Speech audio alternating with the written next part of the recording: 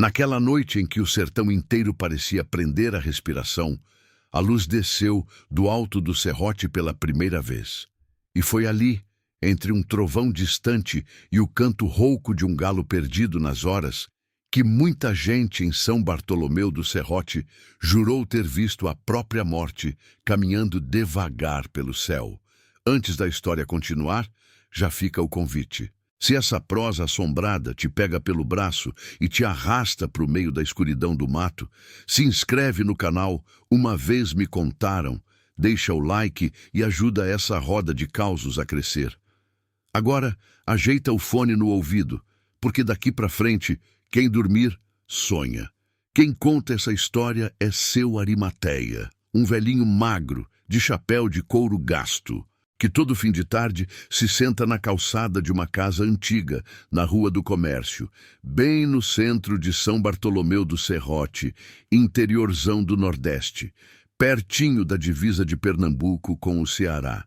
Ele fala calmo, arrastado, cuspindo a palavra como quem mastiga lembrança amarga.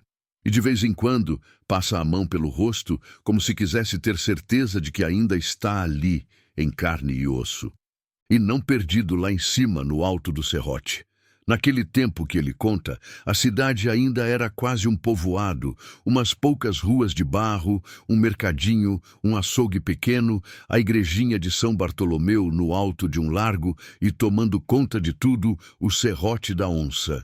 Uma serra baixa, mas comprida, cheia de pedra, mandacaru e histórias que o povo preferia não cutucar. Todo mundo ali sabia. O serrote era coisa séria. De dia, era só um morro quente, cheio de bicho e espinho.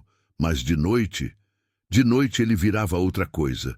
O vento mudava, o eco vinha diferente e o silêncio ficava tão pesado que parecia que alguém estava escutando por trás das pedras.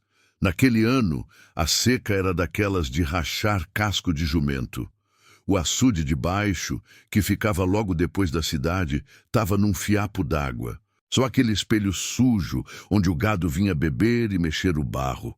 A terra estalava, o mato estava amarelado, e o sol não tinha dó de ninguém. Foi nesse cenário que apareceu a tal luz. Tudo começou numa noite de quinta-feira, pouco antes da novena de São Bartolomeu, padroeiro da cidade. Seu Arimateia, naquela época ainda era só Arimateiazinho, tinha uns 16 para 17 anos. Trabalhava ajudando o pai, seu Joaquim do Arame, a consertar cerca para fazendeiro da região. Chegava sempre cansado, mas nunca perdia a prosa na frente de casa. Naquela noite, ele estava sentado na calçada com a mãe, Dona Zefinha, quando viu o vizinho, Zé Bento, homem falante, magro, sempre com um cigarro no canto da boca, passar desembestado pela rua. «Ô, Zé Bento, corre do quê, homem?» gritou Dona Zefinha. Zé Bento parou, ofegante, suando frio, o cigarro quase caindo da boca. «Vocês não estão sabendo, não?» Ele falou, com os olhos arregalados. A luz desceu do serrote, juro pela alma do meu pai. Arimateiazinho deu uma risadinha de canto. Melhor o senhor parar de comprar cachaça fiada, Zé Bento. Mas o homem não estava com cara de quem tinha bebido. A mão tremia, a voz falhava. Tô falando sério, rapaz. Eu estava voltando da casa de Mané da Burra, ali pros lados do açude. Quando olhei pro serrote, tinha uma luz, grande, clarinha, descendo devagar, devagar, como se estivesse procurando alguém. Depois sumiu atrás das pedras. Dona Zefinha se benzeu na mesma hora. Vixe, credo! Ave Maria, cheia de graça. No outro dia de manhã, a história já tinha se espalhado pela feira inteira. Na banca de farinha, no canto da carne, perto da venda de tempero, todo mundo comentando da tal luz do serrote. Isso é gente contrabandeando diesel. Só pode, dizia um. É não, homem. É alma penada aquilo. Meu avô já falava dessa luz desde o tempo dele, retrucava outro. Besteira. Deve ser lampião de caçador, refletindo no nevoeiro. Opinava um terceiro, querendo parecer estudado. Mas o que chamava a atenção é que quanto mais o povo contava, mais detalhes apareciam. Tinha gente jurando que a luz fazia barulho, um zumbido baixinho. Outros diziam que ela piscava, como se fosse chamar alguém, e sempre terminava assim: dizem que quem segue atrás dela não volta. Você já ouviu uma história assim na sua cidade? Dessas que começam só como boato e de repente todo mundo conhece alguém que quase viu? Pois foi exatamente isso que aconteceu em São Bartolomeu do Serrote. Lá pelas tantas, quem entrou na conversa foi o mais velho do lugar, Nhô Anselmo, um senhor de quase 90 anos, dono de uma memória que parecia mais velha que ele. Ele apareceu sentando num caixote na porta do bar de Zé Crente, onde os homens se juntavam ao cair da tarde. Essa luz aí não é de hoje, não, ele falou com a voz grave. Eu era menino quando soube dela pela primeira vez. O bar inteiro calou. Quando o velho resolve falar de coisa antiga, o povo presta atenção, nem que seja por respeito. Antigamente, antes dessa cidade ser o que é, tinha um vaqueiro famoso por aqui, Raimundo Varela. Homem destemido, não tinha medo de nada. Diziam que ele subia o serrote à noite sozinho, atrás de boi fugido, com só um candeeiro na mão. Nhô Anselmo cuspiu para o lado, olhou para todo mundo e continuou. Uma noite o gado de seu Eustáquio sumiu. Deram fé que tinha subido para o serrote. Chamaram logo Raimundo. Ele pegou o candeeiro, o laço, montou no cavalo e foi. Nunca mais voltou. Encontraram o cavalo, sem ele no outro dia, descendo o serrote, todo suado, sem o dono. E lá em cima, no meio das pedras, tinha sinal de arrasto, como se alguém tivesse sido puxado para dentro da terra. Um arrepio correu por entre os presentes. Ninguém falou nada por uns segundos. E a luz? Perguntou Arimateiazinho, curioso. Pois é, de uns tempos para cá, de quando em quando, aparece uma luz lá em cima. Vem descendo devagarinho e some. Uns dizem que é o candeeiro de Raimundo, procurando caminho de volta. Outros dizem que é ele, chamando companhia. Vai saber. Seu Arimateia, já velho, quando chega nesse ponto da história, olha para os lados, mede o rosto de quem está ouvindo e pergunta, meio sério, meio brincando: e você, seguiria uma luz dessas, se visse uma noite dessas por aqui? Arimateiazinho, naquela época, era meio teimoso. Tinha medo, claro, mas, como todo jovem do interior, tinha também uma coragem boba, dessas que passam com a idade. Ele e os amigos, Toinho, Zé Gordo e Chico Pequeno, viviam caçando aventura. Subiam em árvore proibida, nadavam escondido no resto de água do açude, iam para festa de padroeiro sem avisar em casa. A luz do serrote virou assunto fixo entre eles. Numa tarde de sábado, os quatro estavam sentados debaixo de um juazeiro, lá perto da estrada de terra que levava para a zona rural, quando Toinho puxou. E se a gente fosse lá em cima, hein? Onde? Perguntou Zé Gordo com a boca cheia de bolo de milho. No serrote, ué. Ver essa luz de perto. Chico Pequeno arregalou os olhos. Tu tá doido, Toinho? Dizem que quem segue a luz não volta? Toinho deu de ombros, fingindo desprezo. Dizem, né? Dizem tanta coisa. Dizem que se assobiar de noite chama a alma penada. Dizem que dormir de cabelo molhado mata. Nem tudo é verdade. Arimateiazinho ficou calado um tempo, olhando para o serrote ao longe. O sol batia de lado nas pedras e a sombra das catingueiras descia devagar pelo chão seco. Lá dentro dele, um fio de medo e outro de curiosidade começavam a se enrolar. Se for para ir, não pode ser todo mundo, não, ele falou enfim. Se der alguma coisa errada, pelo menos sobra gente para contar. Os outros riram, pensando que era brincadeira. Só que o olhar dele estava sério. A luz aparece mais de noite, disse Toinho. A gente podia ir até a metade do serrote, se esconder entre as pedras e ficar olhando. Se aparecer, a gente vê de longe. Se não aparecer, volta e pronto. Zé Gordo coçou a cabeça. E se aparecer perto demais? A gente corre, respondeu Toinho, como se fosse simples assim. Ficaram nesse vai não vai uns dias, até que uma coisa mudou o rumo da conversa. A luz apareceu de novo. Era uma noite de domingo, quase 10 horas. A cidade já estava em silêncio. Só se ouvia, de vez em quando, um rádio perdido tocando forró velho em alguma casa, e o latido de um cachorro respondendo para outro no fim da rua. Arimateiazinho estava na cama, sem sono. O calor apertava, o travesseiro parecia um tijolo quente. Pela janela, ele via só um pedaço do céu, todo estrelado, e a silhueta escura do serrote recortando o horizonte. Foi quando ouviu um grito lá fora. "A luz! A luz de novo!" Era a voz de alguém correndo pela rua. Ele pulou da cama, enfiou a calça, saiu descalço mesmo. Dona Zefinha veio atrás de camisola segurando a lamparina. Na rua já tinha gente apontando para o serrote. E lá estava ela, a luz. Não era clarão de farol de carro nem relâmpago.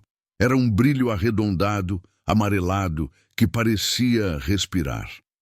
Aparecia primeiro bem lá em cima, quase no topo do serrote, como se tivesse brotado de dentro de uma pedra. Depois ia descendo, devagarinho, numa linha meio torta, como quem procura caminho entre as pedras. Às vezes apagava um pouco, como se fosse sumir, mas logo voltava, mais forte. Não fazia barulho.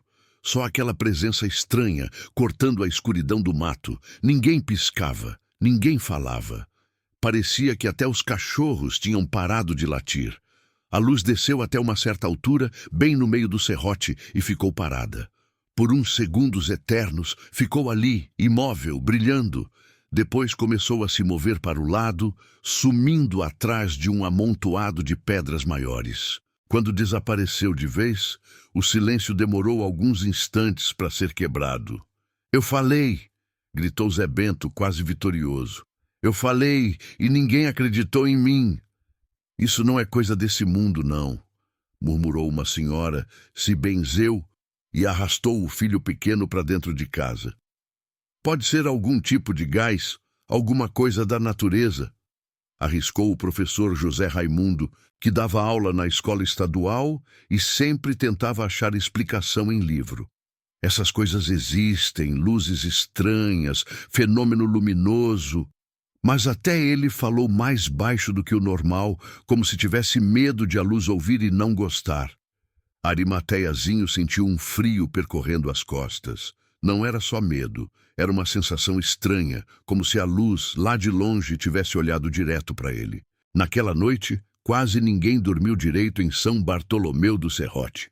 No outro dia, cedo, o assunto tomou conta da cidade outra vez. E aí apareceu de tudo. Gente que jurava ter visto a luz maior, gente que dizia que tinha sentido um cheiro diferente no ar, como de vela queimada ou de roupa molhada secando ao sereno. No intervalo da escola, Toinho chegou perto de Arimateiazinho, os olhos brilhando mais do que o normal. "E aí, agora tu acredita?" "Acredito, né?" respondeu ele, ainda meio abalado. "Qualquer um acredita depois de ver aquilo." "Pois então tá decidido. A gente vai hoje de noite." Arimateiazinho travou. "Vai? Onde?" "Pro serrote, homem", insistiu Toinho. "Tu mesmo falou que só vendo de perto. A gente sobe um pedaço, fica olhando. Se a luz aparecer, a gente vê melhor. Se não aparecer, pelo menos ninguém chama a gente de frouxo." Era aí que pegava. Frouxo era a palavra que, entre rapaz novo, doía mais do que qualquer tapa. Zé Gordo, que escutava a conversa, tentou se safar. "Eu até ia, mas minha mãe já falou que hoje a gente vai dormir na casa da minha tia, lá pra banda do sítio. Não tem como, não." Chico Pequeno também inventou uma desculpa qualquer, falando de um serviço que tinha que ajudar o pai. No fim das contas, sobrou só Toinho e Arimateiazinho. "A gente sobe só até o cruzeiro", disse Toinho, se referindo a uma grande cruz de madeira que ficava numa parte mediana do serrote, onde às vezes faziam promessa e reza. "Da cruz a gente enxerga tudo. É lugar de santo, não vai acontecer nada com a gente não. Lugar de santo também vê coisa", murmurou Arimateiazinho, mas a frase se perdeu. Ao longo do dia, ele tentou se convencer de que não ia, que era loucura, que sua mãe nunca ia deixar. Mas a ideia ficava rondando, igual mosca em prato de bode guisado. Quando chegou em casa, no fim da tarde, encontrou Dona Zefinha na cozinha, lavando o prato. Mãe, ele começou meio sem jeito, hoje vou estudar com o Toinho, tá? Lá na casa dele. A gente tá com prova de matemática semana que vem. Não era mentira completa. Eles tinham prova mesmo. Mas o estudo não era bem o foco naquela noite. Dona Zefinha olhou desconfiada e enxugou a mão no pano de prato. Estudar é. Até mais tarde. É. A gente está se reunindo para revisar as contas. O professor falou que quem não estudar agora, repete de ano. Ela suspirou fundo. Tá certo.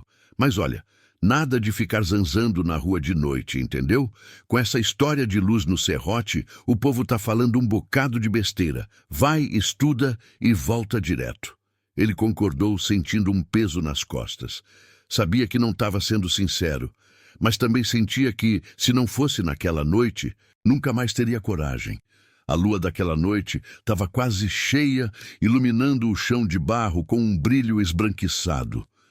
O vento vinha seco, trazendo um cheiro de poeira e folhas secas sendo pisadas ao longe. Arimateiazinho encontrou Toinho na esquina da Rua do Cruzeiro, como tinham combinado. Cada um trazia uma lamparina pequena, enrolada num pano, para não chamar atenção no caminho. Tá pronto? E perguntou Toinho. Tô não, respondeu Arimateiazinho sincero. Mas vamos assim mesmo. Eles seguiram pela estrada de terra que dava para a base do serrote. A cidade foi ficando às costas deles, as casas ficando menores, as vozes sumindo. Só se ouviam os próprios passos e, de vez em quando, o canto longe de um bacural. Quando chegaram ao pé do serrote, o mundo já parecia outro. Lá em cima, as pedras, escuras, inclinadas, se erguiam como um amontoado de bichos adormecidos. As plantas do mato, xique-xique, mandacaru, mufumbo, projetavam sombras tortas pelo chão.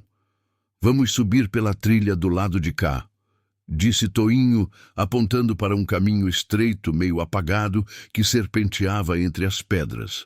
É o caminho que o povo usa quando vai para o cruzeiro. Começaram a subir, devagar, tentando não fazer muito barulho. De vez em quando precisavam parar para tomar fôlego. A cada pausa, olhavam para baixo. A cidade ficando mais distante, as luzes de poucas casas como vagalumes amarelos na escuridão. Cuidado aí que tem pedra solta, avisou Arimateiazinho, segurando numa rocha úmida. Tô vendo, homem. Toinho respondeu, mas quase escorregou num pedregulho. Chegaram ao cruzeiro depois de quase meia hora. A cruz de madeira se destacava contra o céu estrelado. À base dela, velas derretidas, fitas coloridas antigas, sinais de promessa deixados por gente que tinha ido lá pedir graça ou pagar promessa. Sentaram-se numa pedra grande, um pouco mais abaixo da cruz. Dali, viam bem a cidade, ao longe. Mais acima, o serrote continuava, escuro e silencioso, subindo ainda alguns metros. É aqui mesmo, disse Toinho respirando fundo. Se a luz aparecer, a gente vai ver. Apagaram as lamparinas para não chamar atenção. Ficaram só com a luz da lua e das estrelas. O silêncio ali em cima era diferente do silêncio da cidade. Era um silêncio que tinha peso, tinha textura. Qualquer ruído, um galho quebrando, uma pedra rolando, parecia alto demais. Passaram-se uns minutos, depois mais uns. O tempo ali parecia demorar a andar. E se hoje ela não vier? Perguntou Arimateiazinho, tentando disfarçar o nervosismo. Aí a gente desce e pronto, respondeu Toinho. Mas, escuta. Ele levantou a mão pedindo silêncio. Ao longe, um som baixinho como um zumbido começou a se impor sobre o resto. Não era vento, não era grilo, era um som constante, fraco, que parecia não vir de um lugar só. Tá ouvindo? Sussurrou Toinho. Tô. Os dois olharam ao mesmo tempo para o alto do serrote. E então ela apareceu. Primeiro, Foi só um ponto franzino, como se alguém tivesse acendido um fósforo lá em cima. Mas rapidamente cresceu, tomando forma, um círculo amarelado, firme, que flutuava a poucos metros do chão, lá no topo do serrote. Não tinha contorno definido, mas também não se espalhava como luz comum. Era uma coisa concentrada, como se toda a claridade do lugar tivesse decidido se juntar num só ponto. É ela, murmurou Arimateiazinho, sentindo a garganta secar. A luz começou a descer devagarinho, seguindo um caminho que parecia escolhido com cuidado. Ora sumia atrás de uma pedra, ora surgia de novo, mais embaixo. À medida que descia, o zumbido parecia crescer um pouco, ainda discreto, mas agora audível até mesmo sobre o próprio coração acelerado dos dois. "Ela tá vindo pra cá?" sussurrou Toinho. "Parece que tá..." A cada movimento da luz, as sombras ao redor se mexiam de um jeito estranho, como se não obedecessem à lógica comum. Um mandacaru projetava sombra para um lado, depois parecia projetar para outro, sem que o vento se mexesse. A luz parou por um instante bem na metade do serrote, como se estivesse pensando. Depois voltou a se mover, agora nitidamente na direção onde ficavam o cruzeiro e os dois rapazes escondidos. Toinho engoliu em seco. "Se ela vier muito perto, a gente corre, certo?" "Certo", respondeu Arimateiazinho, mas as pernas não pareciam combinar com a palavra. Ela vinha, lenta, mas vinha. A luz foi descendo mais um pouco e agora não parecia estar apenas pairando. Dava a impressão de que algo caminhava com ela, como se houvesse uma presença ali dentro, ou atrás, ou em volta, impossível de se ver, mas fácil de sentir. O ar ficou mais frio de repente. Um arrepio correu pelo corpo dos dois. "Eu tô com uma sensação ruim", confessou Arimateiazinho. "Eu também. Mas agora eu quero ver, até o fim." Toinho disse isso, mas o tremor na voz entregava outra coisa. A luz chegou a um ponto em que estava quase na mesma altura deles, mais para cima, a uns 20, 30 metros de distância. Parou ali, quieta, brilhando com um tom ligeiramente mais forte. O zumbido agora parecia um murmúrio, como se alguém sussurrasse uma reza em língua desconhecida. E foi então que aconteceu algo que nenhum dos dois esperava. A luz virou. Não dá para explicar direito. Ela não tinha rosto, nem corpo. Mas de algum jeito ficou claro que ela virou em direção aos dois, como se tivesse percebido que eles estavam ali, escondidos atrás da pedra. Naquele instante, Arimateiazinho sentiu um peso dentro do peito, uma pressão nas têmporas, como se o próprio pensamento tivesse ficado mais pesado. O ar pareceu engrossar. "Ela viu a gente", Toinho murmurou, num fio de voz. A luz começou a se mover de novo. E agora não tinha mais dúvida. Vinha direto na direção da pedra onde eles estavam. "Corre ou fica?", perguntou Arimateiazinho, sem saber o que fazer. Toinho ficou em silêncio por um segundo eterno. O brilho já se aproximava mais, tingindo as pedras ao redor com uma claridade amarelada, quase doentia. Ele respirou fundo, os olhos arregalados, e sussurrou: "Se a gente correr agora, talvez seja pior." A luz deu mais um avanço, a poucos metros. A claridade bateu de cheio no rosto deles, mesmo com a tentativa de se esconder. Por um breve momento, Arimateiazinho teve a impressão de ver alguma coisa dentro daquela luz. Um contorno, um vulto, talvez a silhueta de alguém segurando alguma coisa. Mas antes que ele conseguisse entender o que era, o chão sob seus pés tremeu levemente, como se o serrote, lá do fundo, tivesse suspirado. E foi exatamente aí, nesse pedaço de lembrança que faz o velho seu Arimateia apertar o chapéu entre os dedos, que ele sempre dá uma pausa na história, olhando bem nos olhos de quem escuta. "Até aqui, tudo o que eu contei, eu vi com esses olhos", ele diz, batendo de leve no próprio rosto enrugado. O que veio depois? Até hoje eu me pergunto se foi coisa do mundo ou coisa de outro canto. Ele respira fundo, o silêncio caindo pesado ao redor. Mas isso é assunto para o próximo capítulo. Você teria coragem de ficar parado ali, na frente dessa luz? Ou já estava descendo o serrote rolando que nem pedra? A luz vinha chegando perto, tão perto, que parecia que o serrote todo respirava junto com ela. Toinho e Arimateiazinho continuavam encolhidos atrás da pedra, mas era como se a presença daquela coisa atravessasse a rocha, atravessasse o peito, atravessasse até o pensamento dos dois. Não tinha canto seguro ali. A claridade amarelada bateu cheia no rosto deles. A pele ficou num tom pálido, estranho, quase do mesmo jeito que o povo ficava quando desmaiava na missa de corpo presente durante velório. A sombra da cruz lá em cima dançava no chão, como se tivesse vida própria. Por um instante a luz parou bem na frente da pedra. Não dava para medir a distância certa, mas Arimateiazinho sentia como se pudesse esticar a mão e tocar. E foi aí que tudo ficou diferente. Primeiro, o zumbido mudou. Antes era aquele ruído fraquinho, distante, parecendo mais um eco do que qualquer outra coisa. Agora não. Agora era um som firme, contínuo, que não se ouvia só com o ouvido, mas lá dentro da cabeça. Não parecia melodia, nem voz, mas tinha um jeito de chamado, como se alguém batesse numa porta que não era bem de madeira, não era bem de ferro. Era uma porta por dentro da gente. Arimateiazinho sentiu as mãos formigarem.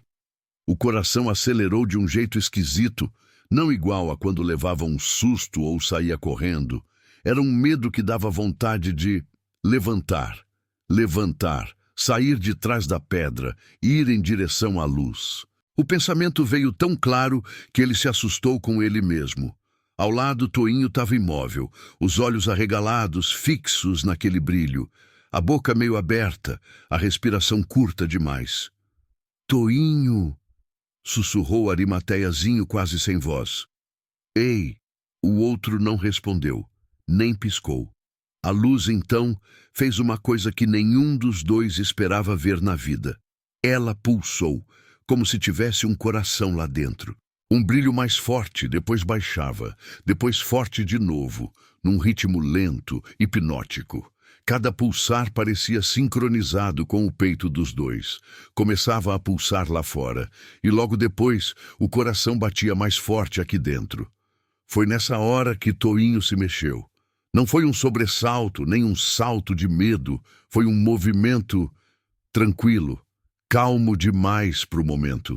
Ele apenas colocou as mãos no chão, apoiou o corpo, levantou devagar como quem está saindo de uma rede depois da cesta. Ficou de pé, reto. A luz se refletia nos olhos dele, deixando o preto da pupila quase invisível. Arimateiazinho sentiu o pânico subir pela garganta. Toinho, fica quieto, homem!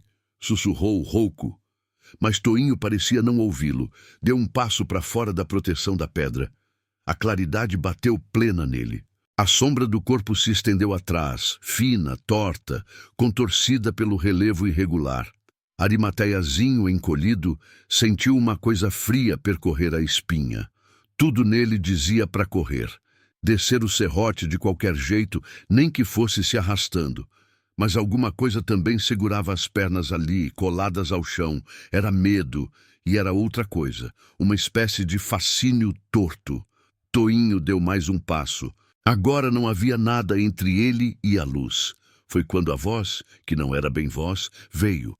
Não saiu da luz, não saiu do serrote, não veio com vento, veio de dentro. Uma frase, curta, atravessou a cabeça de Arimateiazinho como se tivesse sido escrita lá dentro, direto, sem passar pelo ouvido. Vem, só isso, 3 letras, mas carregadas de um peso que não combinava com pouca coisa. Toinho pareceu obedecer. A mão direita dele se ergueu devagarinho, como quem estende o braço para alguém que oferece ajuda para levantar de um buraco. Os dedos tremiam um pouco. Arimateiazinho, tremendo também, Esticou o braço e segurou o amigo pelo punho. Não vai, não. Quando sua mão encostou na pele de Toinho, tomou um choque frio. Não igual a choque de fio descascado. Era um frio fundo, que vinha de dentro da carne. Ele quase puxou a mão de volta por reflexo, mas segurou firme. Toinho! Agora não dava mais para sussurrar, a voz saiu num murmúrio desesperado. Olha para mim, homem, sou eu, Arimateia! Por um segundo, nada aconteceu. A luz continuava ali, pulsando. O serrote inteiro parecia prender a respiração. O zumbido. Subia, subia, subia. Então, de repente, Toinho piscou. Foi um piscar curto, seco, como quem acorda de um sonho ruim. O corpo dele deu uma leve cambaleada para frente, como se tivesse perdido o equilíbrio por um instante. Que é isso? Murmurou, a voz enganchada. Que diabo é isso, Arimaté? Ele não terminou a frase. A luz explodiu num clarão ainda mais forte, como se tivesse se irritado com a interferência.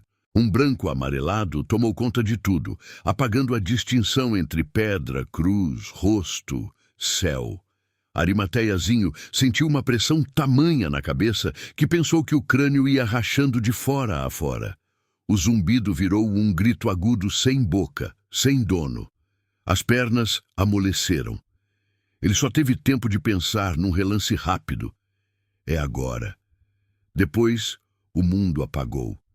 Quando voltou a si, o primeiro som que ouviu foi o próprio coração batendo, pesado, descompassado. Depois ouviu o vento, um vento mais frio do que antes, e um outro som, mais distante. Vozes. Aqui, achei um. Tem outro ali perto da pedra. Valha-me Deus, olha como tão branco. Os olhos de Arimateiazinho custaram a se acostumar com a escuridão novamente. A luz tinha sumido. O céu, porém, ainda estava ali, estrelado, como se nada tivesse acontecido. A lua tinha subido mais um pedaço. Não estava no mesmo lugar de antes. Quando conseguiu juntar os pedaços na cabeça, percebeu que estava deitado no chão, quase na mesma posição em que tinha caído, perto da pedra do cruzeiro. O corpo todo doía, como se tivesse levado uma surra de vara de marmelo. Do lado, 2 homens o seguravam pelos ombros, tentando levantá-lo. Reconheceu um deles pela voz. Era seu Joaquim do Arame, o pai. Arimateia! O homem dizia, com os olhos marejados, misto de raiva e alívio. Que negócio é esse, menino? O que tu foi inventar nessa hora da noite? Atrás dele, outros homens da cidade, Zé Bento, o professor José Raimundo, Nhô Anselmo sentado numa pedra mais baixa, ofegante, o rosto sério. Mais distante, via umas 3 lamparinas acesas, iluminando o pedaço de serrote onde estavam. Ele está acordando, graças a Deus, murmurou alguém. De repente a lembrança veio inteira. A subida, a luz, o chamado, Toinho de pé, a sensação de ser puxado por dentro. Olhou em volta, apavorado. Toinho? Cadê Toinho? As vozes diminuíram num instante. Um silêncio pesado caiu de novo. Mas agora era outro tipo de silêncio. Era o silêncio de quem tem coisa ruim para contar. Seu Joaquim respirou fundo, desviando o olhar por um momento. Ele está ali. Apontou com o queixo para um ponto alguns metros adiante. Arimateiazinho forçou os olhos, ainda embaraçados. Viu, deitado numa clareira entre pedras, o corpo de Toinho. De longe, dava para ver o peito subindo e descendo. Ele estava vivo, mas tinha alguma coisa errada. 2 homens, um deles, o sacristão da igreja, estavam ajoelhados ao lado dele, abanando com um chapéu, jogando um pouco de água no rosto. Ele acorda e apaga de novo, disse o sacristão preocupado. Já é a 3ª vez. Quando abre os olhos, fica olhando para o nada, como se não enxergasse a gente. Arimateiazinho tentou se levantar, mas as pernas não obedeceram. Seu Joaquim e Zé Bento o ajudaram. Calma, devagar. Tu já aprontou demais por hoje, menino, rosnou o pai, mas a voz tremia. O que foi que aconteceu? Perguntou Arimateiazinho, confuso. Quanto tempo? A gente... O professor José Raimundo se aproximou, a expressão grave. Vocês sumiram desde umas 8h pouca, explicou. A tua mãe foi lá em casa, desesperada, dizendo que tu tinha saído para estudar na casa de Toinho. Só que Toinho também não estava em casa. Aí o pessoal começou a desconfiar. Ele apontou com o dedo para o alto. E quando o povo olhou para o serrote, viu a luz de novo, dentro do mato. E alguém disse que ouviu grito de gente. Seu Joaquim apertou mais forte o ombro do filho. A gente subiu correndo. Demorou umas 2 horas para encontrar vocês dois. Os dois caídos, sem dar resposta nenhuma. Tu aí, mudo que nem pedra. Ele ali, virando o olho. Arimateiazinho tentou lembrar. Mas era como se alguém tivesse cortado um pedaço do filme na cabeça dele. Ele só recordava até a explosão da claridade. Depois, nada. E a luz? Perguntou com dificuldade. Vocês viram ela? O sacristão se benzeu. Vimos sim. Quando chegamos num certo ponto da subida, ela estava parada lá em cima, mais pro lado de cá. Só olhando. Depois foi apagando, até sumir. Foi bem na hora que a gente encontrou vocês. Ninguém falou por alguns segundos. O vento soprava diferente ali em cima, rodando um pouco de poeira, fazendo o juazeiro ali perto estalar nos galhos secos. Nhô Anselmo, que estava quieto até então, pigarreou apoiando as 2 mãos no cabo do cajado. Isso aí não é coisa normal, não, resmungou. Eu já vi muita coisa nesse mundo, mas luz que faz gente cair sem sentido no meio do serrote. Não brinquem com isso, não. Esse morro aí tem dono, e não é qualquer um. Seu Joaquim olhou feio pro filho. Dono ou não dono, ninguém sobe mais aqui de noite. Ouviu, Arimateia? Se eu souber que tu chegou perto desse serrote depois do escurecer, corto tuas pernas no grito. Havia raiva no olhar dele, mas por baixo da raiva vinha um medo grande. Um medo que não era só de pai. Era medo de quem sabe que tem coisa que a gente não entende e que é melhor respeitar. Amparados pelos homens, os 2 rapazes foram descendo o serrote, devagar, como quem carrega carga frágil. Toinho, entre 2 vizinhos fortes, de vez em quando acordava, dava um trejeito, murmurava alguma palavra solta e apagava de novo. Parecia cansado até para estar com medo. Na base do serrote, algumas mulheres esperavam, protegendo o rosto do vento com panos, lamparinas tremendo na mão. Dona Zefinha veio na frente correndo, o coração na boca. Meu filho! Ela gritou, abraçando Arimateiazinho, ignorando o suor, a poeira, o cansaço. Eu sabia que tu tinha inventado alguma coisa. Não houve sermão naquela hora. Só choro, abraço apertado, promessa murmurada de nunca mais fazer um negócio desses. Levaram Toinho direto para a casa dele.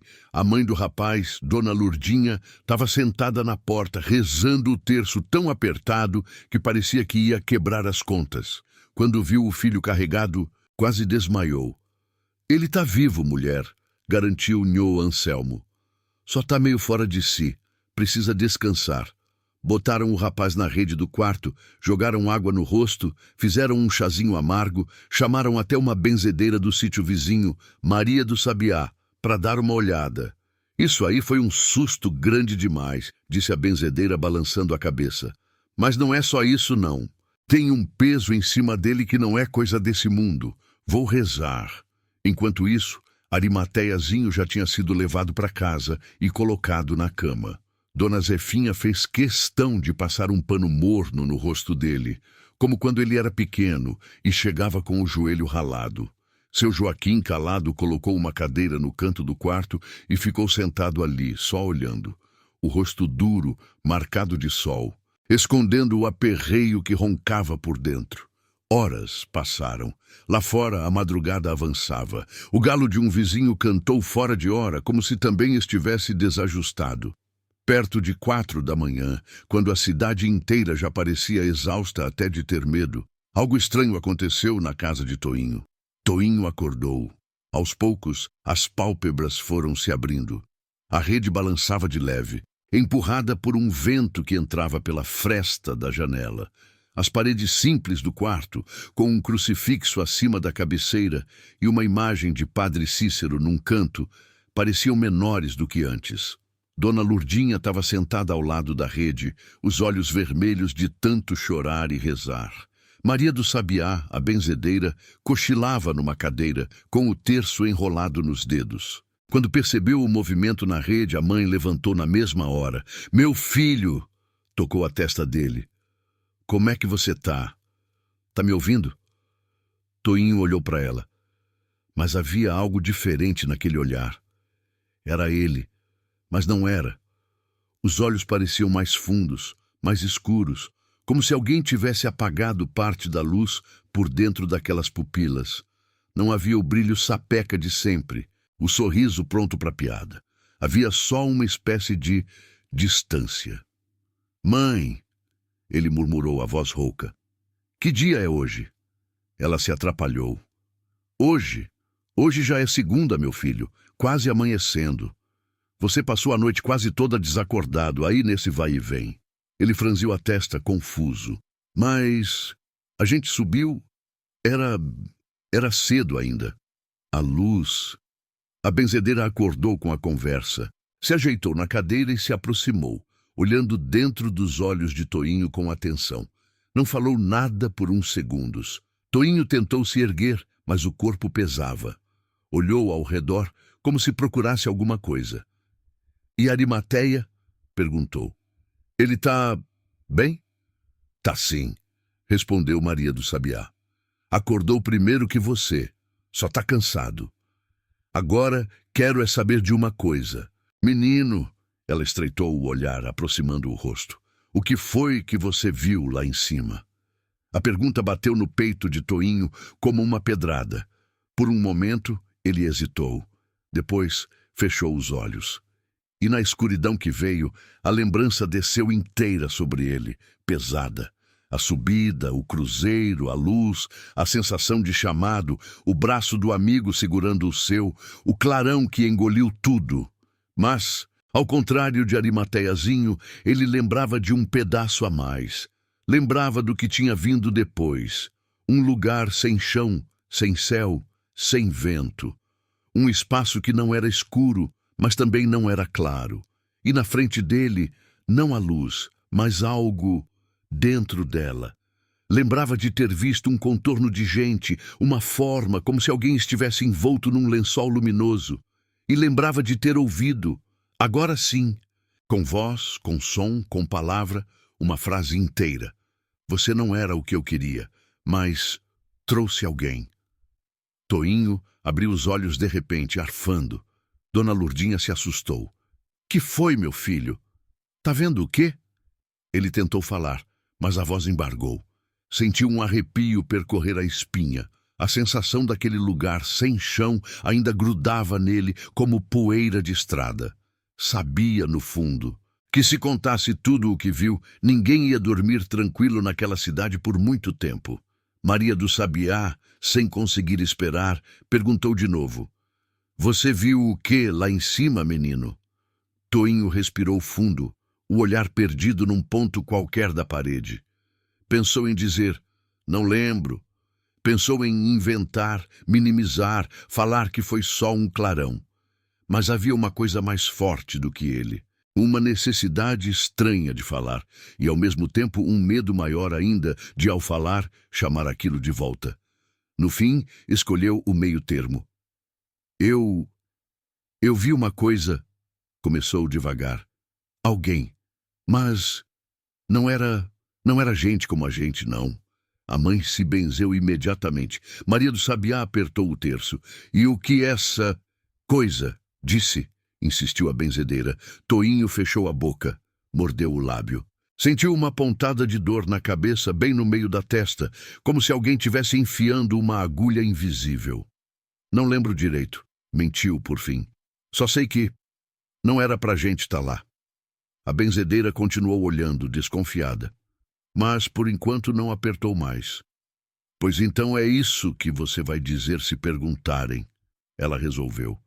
"Que não era pra estar lá. Que esse serrote tem dono. E que vocês fizeram foi mexer com o que estava quieto. Ela se levantou devagar, ajeitando o vestido surrado. Mas tem outra coisa, completou, num tom mais baixo. Vocês não podem ficar falando demais dessa luz, não. Essas coisas gostam de nome.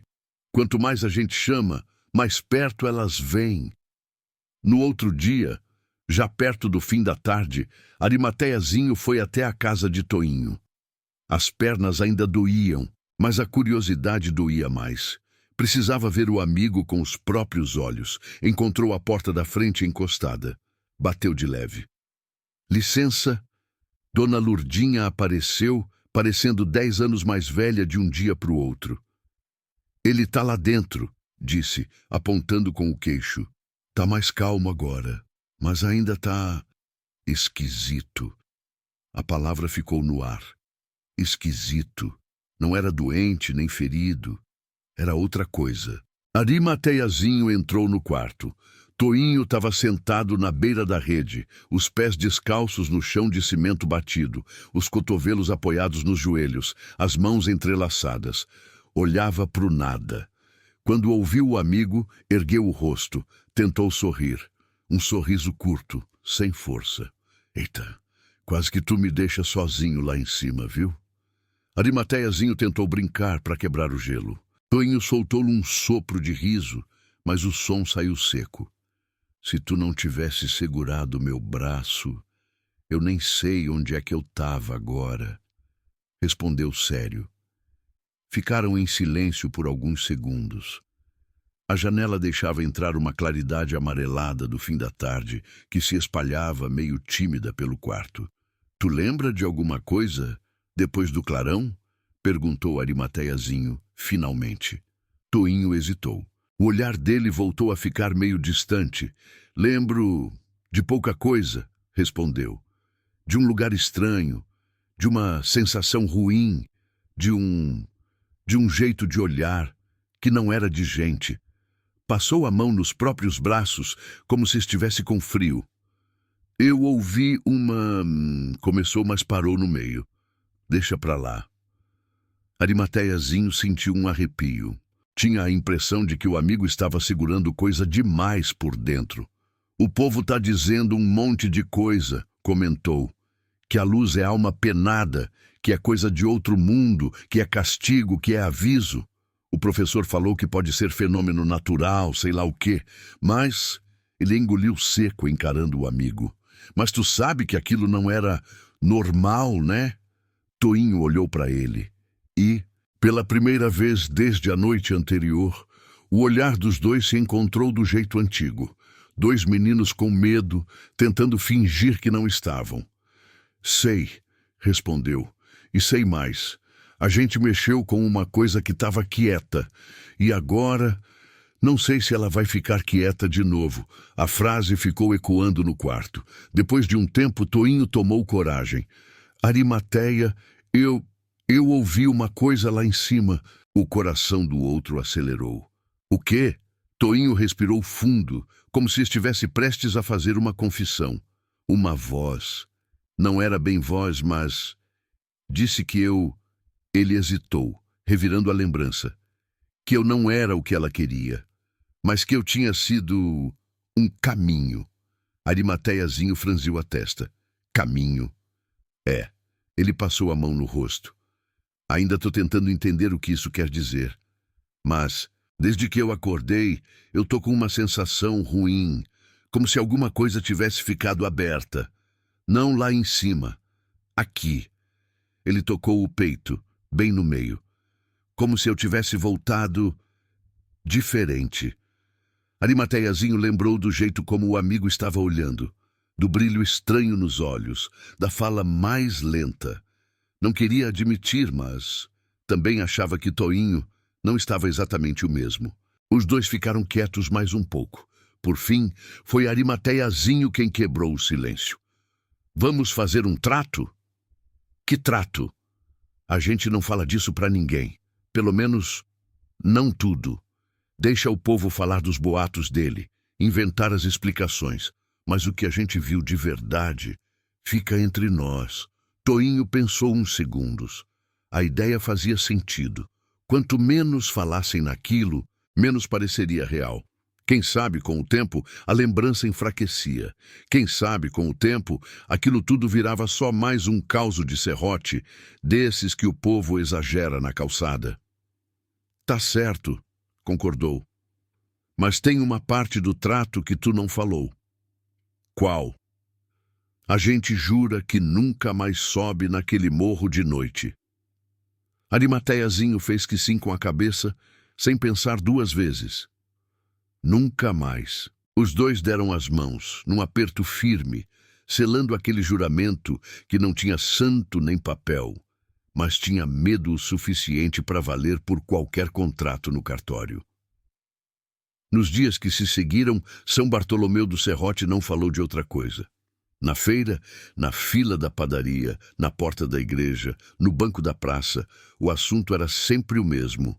Os meninos que subiram no serrote na noite da luz. Dizem que ficaram sem alma um tempo, falava uma lavadeira pro lado do açude. Fiquei sabendo que o olho deles estava branco que nem o daquelas galinhas que morrem de susto. Meu cunhado disse que foi castigo de santo, retrucava outra. Serrote é lugar de promessa, não é lugar de aventura. O menino mexeu com promessa alheia e deu nisso. Santo nada. Se metia um cabra mais cético. Isso é coisa de aparelhagem de governo, experimento, sei lá o quê. Vocês é que gostam de ver espírito em tudo. Cada um tinha sua teoria, e cada teoria parecia mais enrolada que a outra. O padre da paróquia, padre Hilário, fez uma homilia inteira falando de respeitar o mistério divino e não desafiar os limites da noite.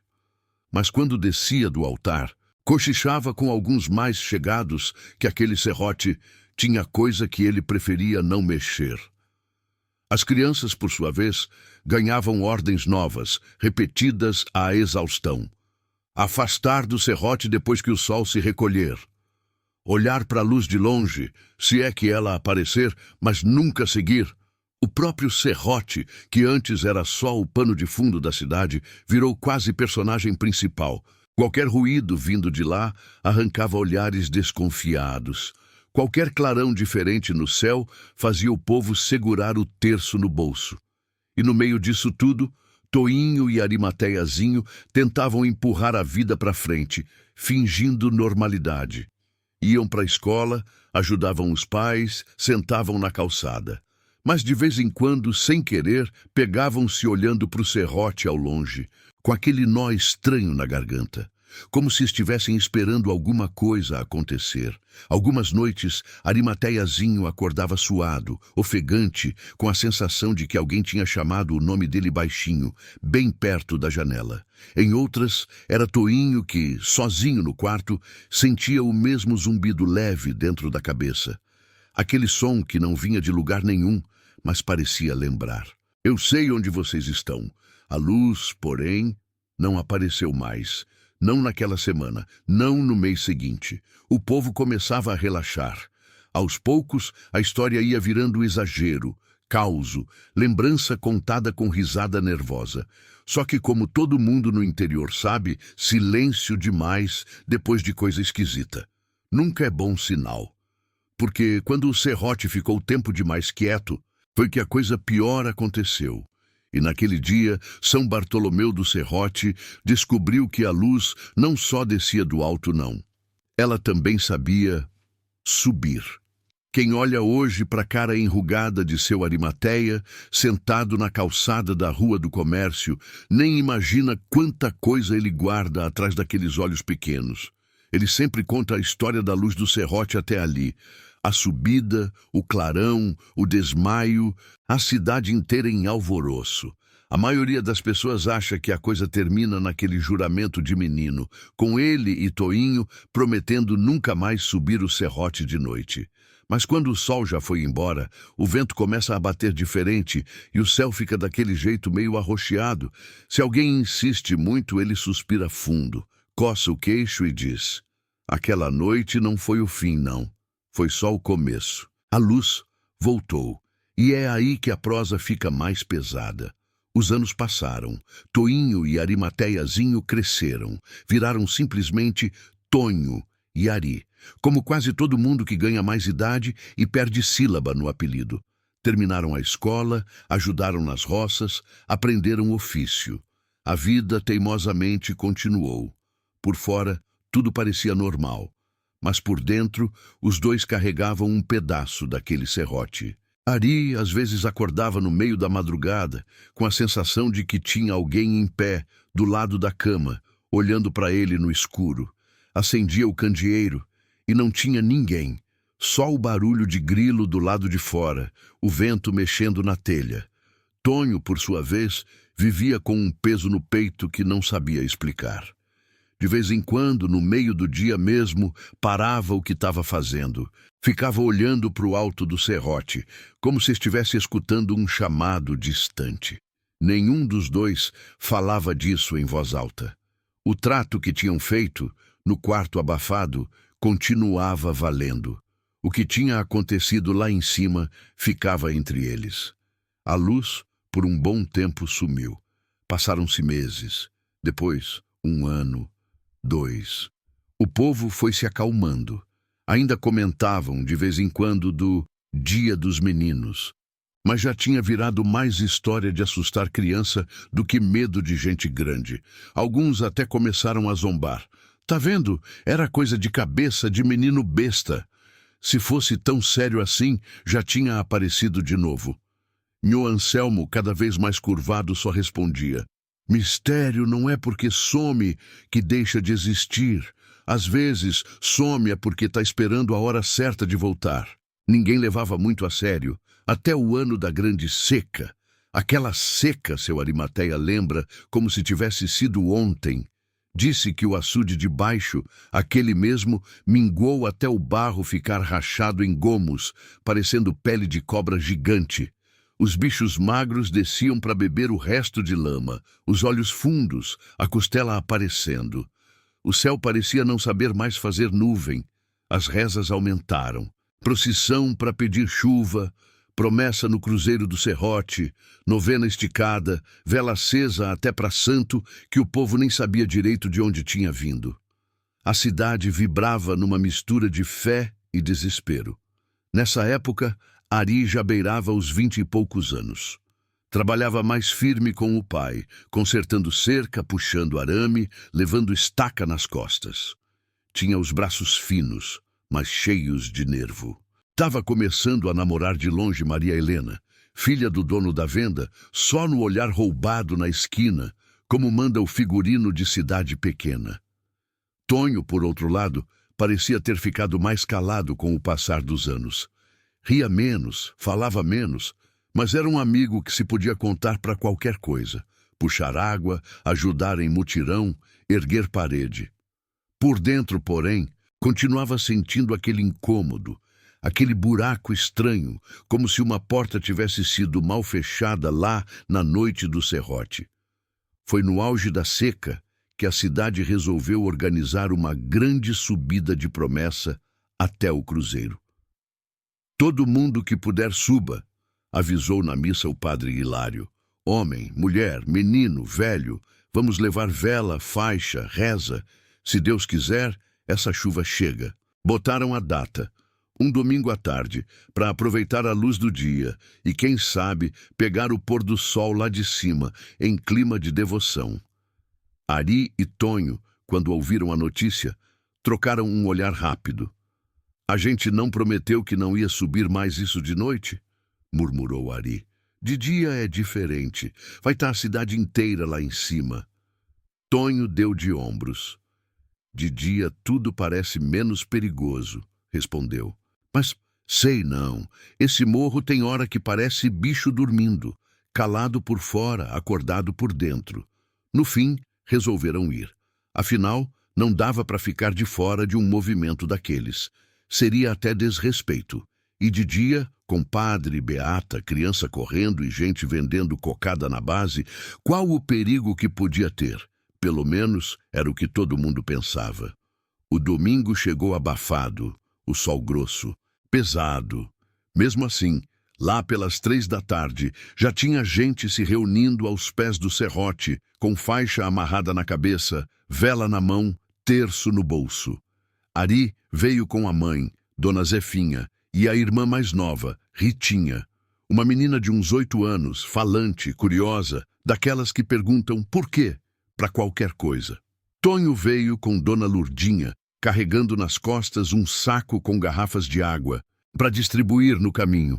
O padre abençoou o povo, levantou a cruz pequena que trazia e começou a subir na frente, rezando alto. Atrás dele, um mar de vozes respondia, chão pisado, pedra solta rolando. Ave Maria cheia de graça, o Senhor é convosco. A procissão avançou serrote acima, devagarinho. O sol, aos poucos, foi ficando menos agressivo, caminhando para o poente, tingindo as pedras de um alaranjado bonito que quase fazia o povo esquecer o aperreio da seca. Quando enfim chegaram ao cruzeiro, a vista recompensou. Lá embaixo, São Bartolomeu do Serrote parecia desenhada.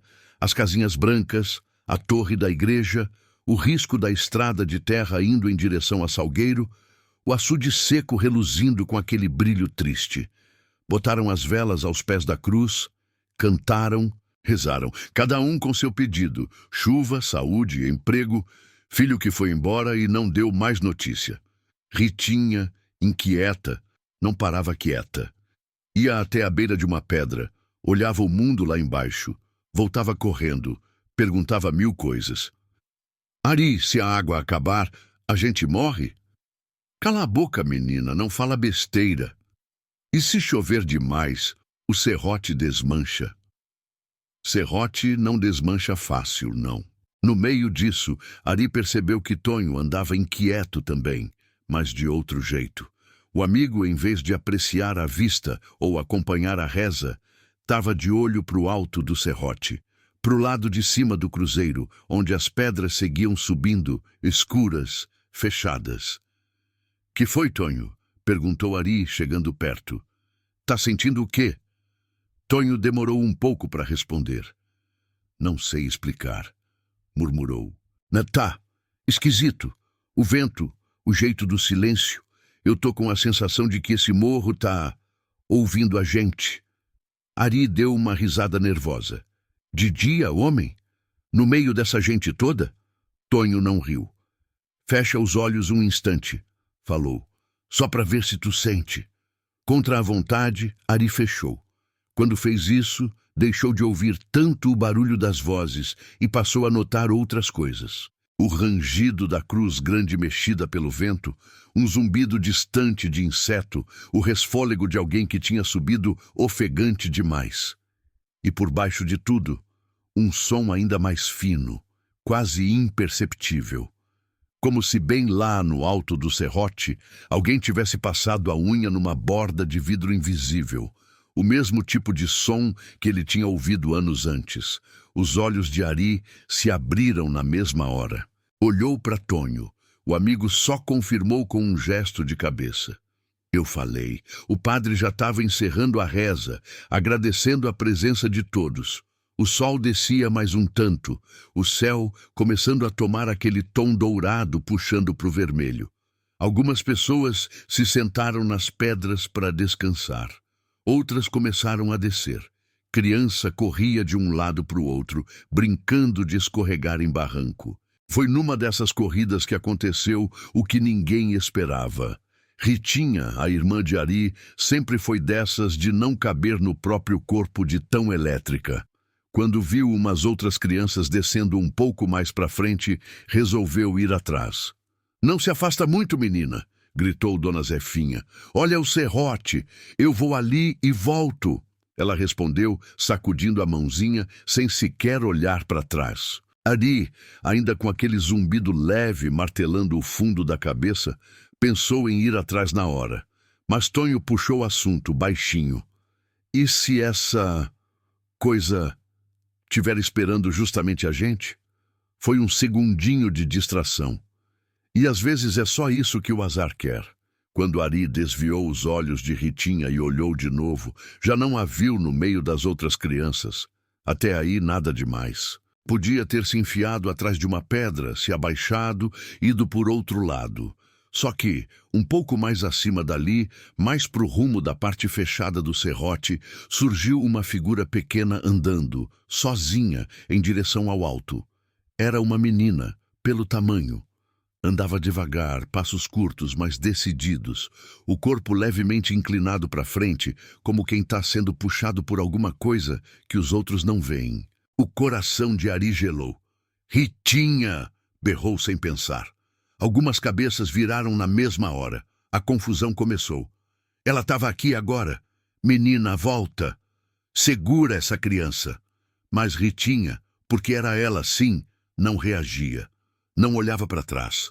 Caminhava como se estivesse num sonho, desviando de pedra, passando por espaços estreitos, indo em direção a uma parte do serrote que ninguém costumava subir, nem de dia. Tonho praguejou baixo. Não pode ser. O zumbido na cabeça de Ari aumentou um pouco. Parecia exatamente aquele chamado de anos atrás, só que mais fino, como se tivesse sido calibrado. Sem pensar duas vezes, Ari disparou atrás da irmã. Tonho veio logo junto, quase tropeçando nas próprias pernas. Fica aí com tua mãe. Ainda ouviu alguém gritar, mas o pedido ficou para trás. O terreno ali era mais ingrato. Pedra solta, mato seco que arranhava a canela, espinho de chique-chique pedindo um vacilo para enfiar na pele. Ritinha, mesmo descalça, parecia não sentir nada. Pisava sem hesitar. Ritinha! Ari gritou de novo, a voz quase falhando. Olha para mim, menina! Sou eu, Ari! Ela não reagiu. Quando eles já estavam um pouco afastados da multidão, quase só se ouvia o barulho da própria corrida, a respiração pesada e o tal zumbido, mais nítido. Foi então que o mundo, para Ari, deu uma giradinha. Por um instante, teve certeza de que não estava mais apenas ouvindo o zumbido. Estava ouvindo palavra. Não era nítido como a gente conversa, mas era o suficiente para ele entender dentro da cabeça. Como tinha acontecido com Tonho. Agora sim. Ari tropeçou numa pedra, quase caiu, mas Tonho o segurou pelo braço. Tu ouviu? Perguntou, ofegante. Ouvi o quê? Uma voz. Tonho olhou para o alto. O sol já não batia direto ali. Tinha se escondido atrás de uma nuvem fina na linha do horizonte. As pedras ganhavam um tom meio cinza, meio dourado. E, lá em cima, no ponto onde o serrote parecia ficar mais estreito, algo começou a brilhar. Não era tão forte quanto na noite da primeira vez. Era mais contido, mais miúdo. Uma luz amarelada, arredondada, que não descia, subia. Subia devagarinho, como se estivesse brotando debaixo das pedras, saindo de dentro da terra, indo ao encontro de Ritinha, que continuava andando. Isso não está acontecendo, murmurou Ari, sentindo o sangue sumir da cara. Tonho apertou o braço dele com força. Tu lembra do que eu te falei lá no quarto, depois daquela noite? A voz saiu baixa, séria. Que a voz tinha dito que eu não era o que ela queria, que eu era só caminho? Ari não respondeu, mas lembrou, com todas as letras. Tonho continuou. Pois é, acho que agora ela achou quem ela queria. A frase pesou no ar mais do que o próprio calor. Ari e Tonho apertaram o passo. O resto da procissão lá embaixo começava a notar a confusão. Gente gritava, gente mandava parar, gente se benzia. Mas lá em cima, no trecho de pedra onde Ritinha ia, o mundo parecia encolher. Só existia ela, os dois rapazes atrás, o serrote e a luz que subia. Quando a menina chegou numa parte mais plana, cercada de pedra alta dos dois lados, a luz parou de subir. Ficou ali, a uns 3, 4 metros do chão, pulsando devagar. Ritinha também parou. Ficou imóvel, de costas para os meninos, encarando a claridade. As mãozinhas pendendo ao lado do corpo. Ari gelou inteiro. Era a mesma cena de antes, do cruzeiro, anos atrás. Só tinha mudado o personagem no lugar da isca. O zumbido virou quase uma pressão no ouvido. Tonho levou a mão à cabeça. Eu consigo Ouvir melhor agora, ele murmurou. Ela tá chamando mesmo. Não é só para ela. É para ti, Ari. O rapaz sentiu as pernas falharem. Tudo nele queria correr para frente, agarrar a irmã, puxar de volta. Mas, ao mesmo tempo, havia uma força estranha segurando, dizendo não chega tanto. Lá embaixo, o povo gritava qualquer coisa que já não se entendia mais. As vozes vinham emboladas pelo vento. Tonho respirou fundo. O rosto dele, que por anos andara com aquele ar distante, de quem está sempre meio longe, de repente ganhou uma nitidez diferente, como se tivesse tomado uma decisão. Escuta aqui, Ari, disse, sem tirar os olhos da luz. Não deu para entender direito aquele dia, mas eu fiquei com uma coisa atravessada desde então. Eu acho que ela usou eu para chegar perto de tu. Ari ia protestar, dizer que aquilo era absurdo, que Tonho estava falando coisa sem nexo. Mas a lembrança veio. A frase, você não era o que eu queria, mas trouxe alguém. E a maneira como desde aquele dia, o zumbido às vezes vinha só para ele. O medo não deixava espaço para dúvida. Tonho apertou a mão no ombro do amigo, com força. Tu vai fazer o seguinte, vai puxar Ritinha dali, nem que seja arrastando. Vai puxar com tudo. E tu? Ari perguntou, já sabendo que não ia gostar da resposta. Tonho engoliu seco. Alguém tem que chamar essa coisa para ele. E, pelo visto, ela já sabe meu cheiro desde o dia que eu fui caminho. Ari sentiu um aperto no peito tão grande que teve que respirar fundo para não desmaiar ali mesmo. Eu não vou te deixar, não, protestou. Tonho, pela primeira vez em muito tempo, sorriu com aquele sorriso antigo, de menino, que mostrava o dente torto de baixo. Já deixou sem querer lá em cima aquela vez. Se tu não tivesse segurado meu braço, eu tinha ido. Talvez era para eu ter ido desde então. Ele voltou o olhar para a luz, que pulsava com mais intensidade. Mas eu não fui. Fiquei. E ela ficou rodando em volta da gente até achar outra brecha. Agora achei melhor pagar a conta logo. Ari balançou a cabeça, desesperado. Isso é loucura, Tonho. A gente desce todo mundo junto, grita, o padre reza, o povo ajuda. E se... cortou Tonho. E se não der tempo? Ele apontou com o queixo para Ritinha. Tu sabe que, quando a pessoa fica parada desse jeito, na frente dessa coisa, não é bom sinal. O corpo da menina realmente estava rígido demais, quieto demais. O vento batia no cabelo, mas ela não dava um passo. Tonho tirou a mão do ombro de Ari, deu um passo para frente.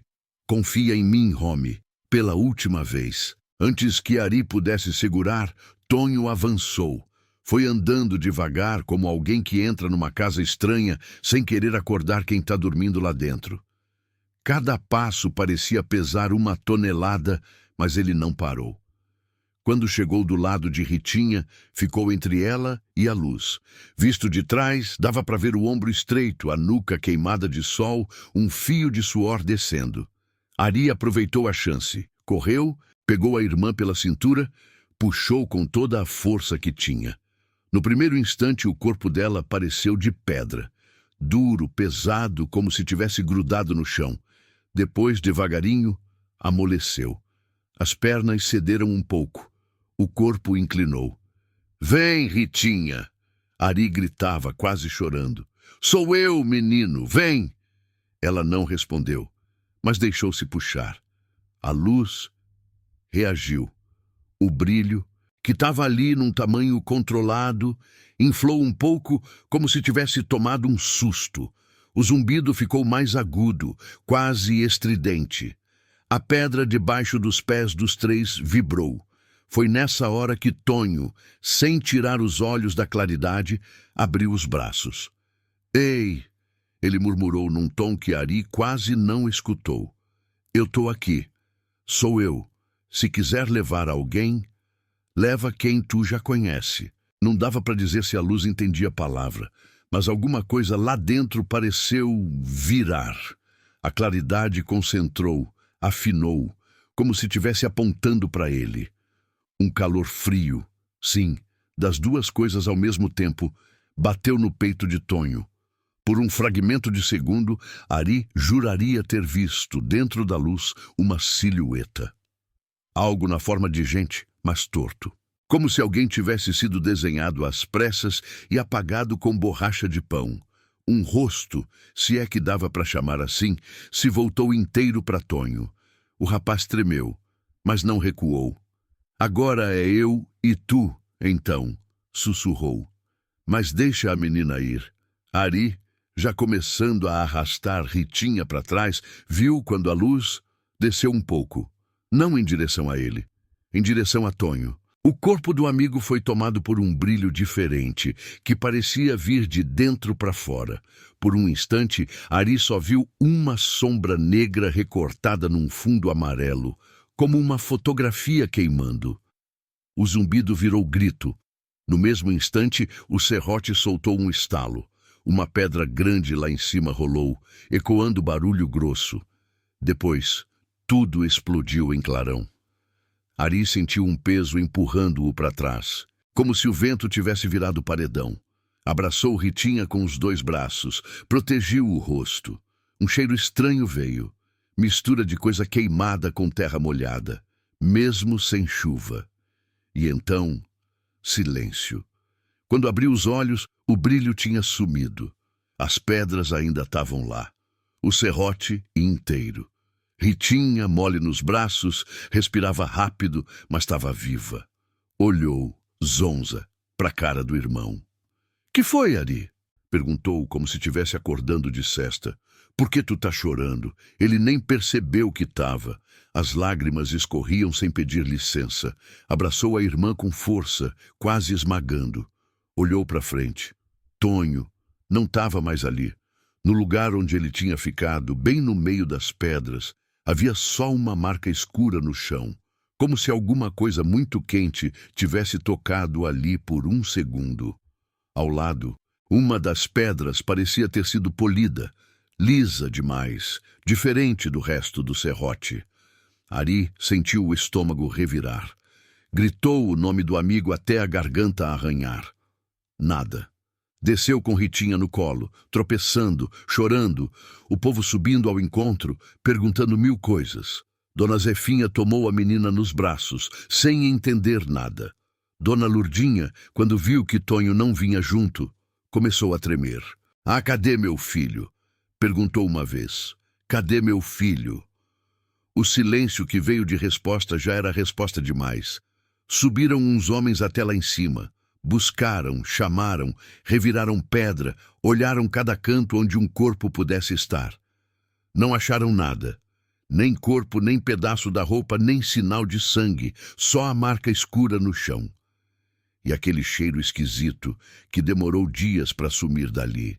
Se antes São Bartolomeu do Serrote já cochichava sobre a luz, depois daquele dia, a cidade passou a sussurrar.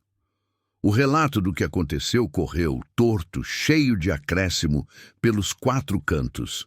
Dizem que o menino foi engolido pela luz na frente de todo mundo. Dizem que não foi bem assim, que ele caiu num buraco que abriu, mas que o buraco fechou de novo. Dizem que a menina estava possuída, indo entregar a alma, e ele se meteu na frente. Cada um contava do jeito que sabia ou que queria acreditar. O padre tentou dar uma explicação religiosa, falou de mistérios que só Deus entende, pediu oração pela alma de Tonho. Maria do Sabiá, benzedeira, se trancou 3 dias em casa rezando, acendendo vela, sem querer falar do assunto. Dona Lurdinha encolheu como roupa esquecida no sol. Ficou menor, mais leve, os olhos sempre marejados. Toda vez que via Ari na rua, apertava o braço dele com força. "Ele era teu amigo, né, Ari? Vocês viviam juntos, né?" Ari só conseguia balançar a cabeça. Dentro dele havia um nó que juntava culpa, gratidão e medo. Ritinha, por sua vez, não lembrava de nada. Se alguém perguntava sobre a subida, ela contava a parte da promessa, da reza, da vista lá de cima. Na hora de falar de quando começou a andar para outra banda, o olho dela perdia foco. "Não lembro. Acho que fui só olhar um negócio." Desconversava, coçando a cabeça. Ari não insistia. Parte dele achava até melhor assim. A luz, depois daquele dia, nunca mais apareceu. Anos e anos se passaram. A seca foi embora. Voltou. Foi embora de novo. A cidade cresceu um pouco. Ganhou mais umas ruas de calçamento, chegou ônibus de linha vindo de Salgueiro, depois de Serra Talhada. Mas o serrote ficou. O povo continuou fazendo promessa no cruzeiro, mas ninguém mais deixou criança solta demais por lá. Depois de certa hora da tarde, ninguém mais enveredava para o lado mais fechado das pedras. Era como se a cidade e o serrote tivessem feito um acordo silencioso. Cada um no seu canto, sem desaforo. Ari, com o tempo, virou o seu Arimateia, casou com Maria Helena, teve 2 filhos, depois neto. Trabalhou uma vida inteira, enterrou pai, mãe, viu Ritinha crescer, casar e morar em Petrolina. Mas nunca passou um único dia sem lembrar do amigo que ficou lá em cima, naquela pedra lisa demais. Às vezes, de noite, sentado na calçada, olhando para o serrote ao longe, sentia de leve o antigo zumbido querendo espiar. Não era mais tão forte, não era mais chamado, era quase saudade. Saudade de uma coisa que ele nem queria ter conhecido. E assim, ele chega na parte final da história, sentado na cadeira velha, o chapéu de couro no joelho, o céu de São Bartolomeu do Serrote já salpicado de estrela. Na frente dele, um bocado de gente, menino, moça, homem feito, tudo ouvindo com a respiração presa, sem saber se olha para o velho ou para o serrote ao fundo. Ele fala devagar, mastigando as últimas palavras. Muita gente diz que Tonho caiu num buraco, que escorregou, que se perdeu num canto de pedra que ninguém mais achou. Deixa o povo dizer. Para viver em paz, às vezes, a pessoa precisa achar uma explicação que dê para dormir. Olha para o morro, escuro, recortando o horizonte. Eu que estava lá, sei o que eu vi, e o que eu não vi também. Vi um amigo se botando na frente de uma coisa que ninguém entendia, e não vi ele ir embora. Porque não teve assim, ele indo. Num instante ele estava, no outro não estava mais. Ele passa a mão devagar no rosto, como quem acorda a lembrança antiga. Desde aquele dia, a luz nunca mais apareceu, nem descendo, nem subindo. Às vezes eu penso que ela levou o que queria. Outras vezes, eu tenho medo de que ela esteja só, esperando outro caminho. Os mais jovens nessa hora se encolhem na cadeira. Algum cachorro late ao longe, respondido por outro. Seu Arimateia vira o rosto para quem está ouvindo, os olhos pequeninos brilhando num misto de tristeza e respeito. Por isso é que eu digo, e digo com gosto, tem coisa nesse mundo que não foi feita para a gente ir atrás. Tem silêncio que não é para ser quebrado. Tem morro que de noite não é paisagem. É aviso. Ele sorri sem alegria. Quando eu era novo, eu achava bonito desafiar medo, provar coragem. Hoje, velho, eu digo, mais coragem tem quem respeita o que não entende. Eu perdi um amigo para aprender isso. Fica quieto por uns segundos, ouvindo o próprio coração, que parece bater junto com o vento que vem lá do serrote. E se algum dia você, vindo aqui para o interior, vendo esse morro aí de noite, enxergar uma luz amarelada, subindo ou descendo devagar, como quem procura caminho, não segue não, olha de longe, faz o sinal que souber e volta para perto de gente viva, porque, se for a mesma que eu conheci, ela escolhe quem quer. E quando escolhe, não é sempre que dá para negociar. Ele se recosta na cadeira, a voz ficando mais baixa. É isso. Essa é a história da luz que desce e da luz que sobe, do serrote que tem dono, e de um amigo que ficou faltando na calçada. Depois, como quem encerra a reza antiga, ajeita o chapéu na cabeça e completa. E eu conto por quê. Se alguém tivesse me contado assim, direitinho, talvez eu não tinha subido aquele morro naquele dia. Vai que, contando para vocês, eu seguro alguém de fazer a mesma besteira. Ele olha para você, para quem está em casa ouvindo essa história pelo "uma vez me contaram", como se atravessasse a tela. E você já viveu ou ouviu um caos assim, de luz, de morro, de coisa que chama pelo nome da gente? Conta aí nos comentários que aqui no sertão a gente respeita o medo dos outros, porque sabe que às vezes o medo é só o jeito que Deus encontrou de avisar. Não vá.